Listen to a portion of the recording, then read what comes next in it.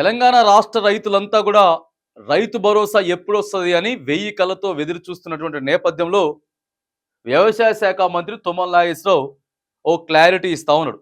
ఖమ్మంలో జరిగినటువంటి ఓ సమావేశంలో అడిగినటువంటి ప్రశ్నకి క్లారిటీ ఇస్తాడు. కానీ ఆ క్లారిటీ దేనికి పనిచేయనటువంటి క్లారిటీ. రైతు రుణమాఫీ అయిపోయిన తర్వాతనే, అంటే ఆగస్టు 15వ తారీఖు వరకు రైతు రుణమాఫీ చేస్తాం. ఈలోగా ఈ 10-15 రోజుల్లోగా ఒక సబ్ కమిటీని వేస్తా ఉన్నాం. మంత్రి నా నేతృత్వంలోనే ఒక కమిటీ వేస్తా ఉన్నాం. 10-15 రోజుల తర్వాత నివేదిక వస్తుంది. ఆ నివేదికని ప్రభుత్వానికి సమర్పిస్తాం. నివేదిక కూడా క్లారిటీగా ఎవరెవరైతే సాగు చేస్తా ఉన్నారో వాళ్ళకే రైతు భరోసా ఇవ్వబోతా ఉన్నాం. అది 5 ఎకరాల లేకపోతే 10 ఎకరాల లోపైనా సరే, కానీ అక్కడ పండించేటటువంటి రైతు ఖచ్చితంగా నిక్కచ్చిగా ఉంటేనే ఇస్తాం తప్ప పండించినటువంటి పక్షంలో ఇయ్యం.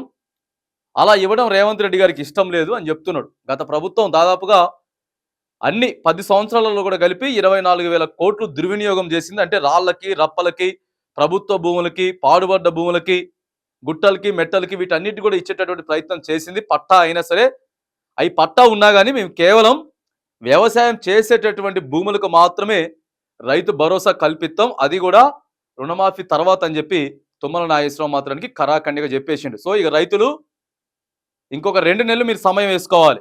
ఆగస్టు 15వ తారీఖు వరకు రైతు రుణమాఫీ అయిపోతే ఆగస్టు తర్వాత సెప్టెంబర్, అక్టోబర్ వరకు కూడా వెళ్ళేటటువంటి అవకాశం ఉంది. అక్టోబర్ ఫస్ట్ వీక్ వరకు కూడా వెళ్ళేటటువంటి అవకాశం ఉంది. కాబట్టి మరి మీరంతా కూడా ఇది ఆలోచన చేసుకొని రైతులు సాగు చేసుకునేటోళ్ళు మరి చూసుకోండి. తుమ్మల నాగేశ్వరరావు గారు అయితే విషయం అయితే చెప్పిండు. రైతు మరి ఆ పైసలు ఎట్లా తెచ్చుకుంటారో, ఏం తెచ్చుకుంటారో కానీ ప్రభుత్వం మాత్రం పోయినటువంటి రైతు భరోసా పైసలు అట్లనే చేసింది. ఈసారి కూడా రైతు బంధు అనేది లేట్ అయితేనే ఉంది.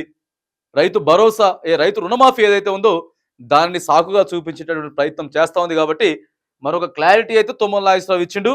ఈ విషయాన్ని తెలంగాణ రైతులంతా కూడా గమనించి మీ యొక్క వ్యవసాయాన్ని చేసుకోవాలని కూడా మనం ఈ వేదికగా సూచిస్తా ఉన్నాం.